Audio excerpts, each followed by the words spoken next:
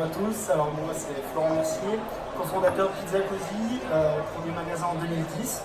En ce moment on a 21 magasins, 2 autres sur la fin d'année et objectif 35 pour la fin d'année. Notre concept il est très simple, c'est faire du bon, rapide et accessible à tous.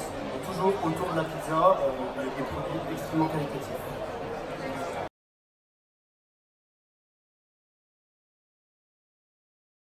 C'est sûr qu'il faut avoir un bon concept et puis après bien se faire entourer dès le début parce que moi je parle pour ma partie, j'ai développé mon concept tout seul, j'étais un bon pizzaiolo je pense, aussi un bon commerçant, mais après franchiseur c'est un autre métier et c'est un métier qui s'apprend et si on ne l'apprend pas, au final on fait des erreurs et pour, comme disait Sylvain, pas réitérer ses erreurs justement. Ça peut devenir compliqué après de faire changer un contrat de franchise à un franchisé si on n'est pas parti sur les bonnes bases.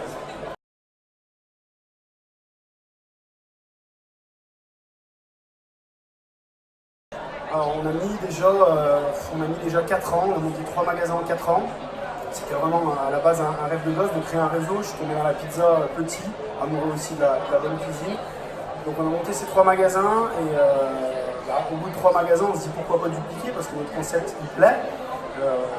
Nous les essentiels c'est faire un super bon produit, très accessible et avec une vraie rapidité d'exécution.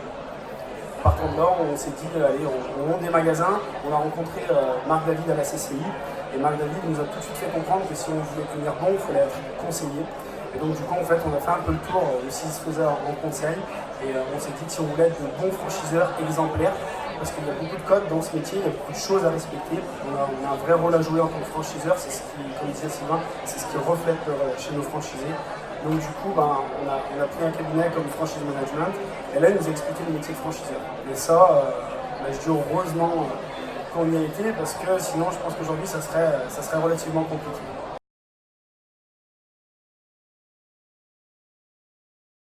Alors nous, à sens inverse, on a recruté le franchisé en premier et après on a appris qu'il fallait se faire conseiller par une société comme Franchise Management. Donc on est parti un peu à contre-courant et c'est pour ça que je dis qu'on aurait dû faire tout de suite parce que les erreurs que j'ai faites, en fait, je ne les aurais pas faites. Mais ça, je ne les savais pas, on ne m'avait pas informé et c'est pour ça que c'est hyper bien d'assister à des réunions comme ça parce que moi, il y a 4 ans, j'étais vraiment à votre place et je n'imaginais pas que j'en serais là à l'heure d'aujourd'hui.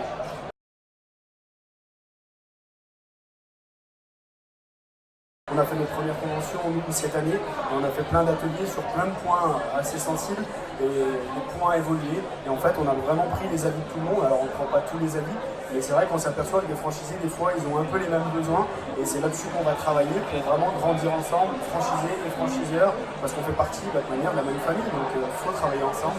Et des fois, ils ont des idées très pertinentes.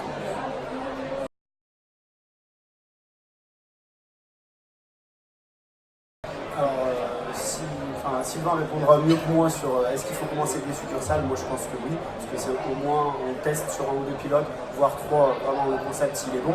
Et après, comme il disait tout à l'heure, il faut conserver entre 10 et 20% de succursales. Donc nous chaque année on monte 1 ou 2 magasins, suivant les opportunités. Par contre, ce qu'on sait bien faire, c'est qu'en fait on fait monter les employés en compétences. On a des livreurs qui sont devenus pizzaiolo, qui sont devenus managers de restaurants. Et nous, on avait des magasins qui avaient à peu près 5-6 ans. On leur a vendu pour les permettre de passer franchisés. Alors d'aujourd'hui, ils sont même multi-franchisés.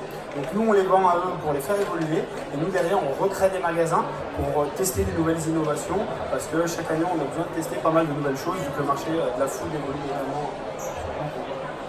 Donc, merci beaucoup.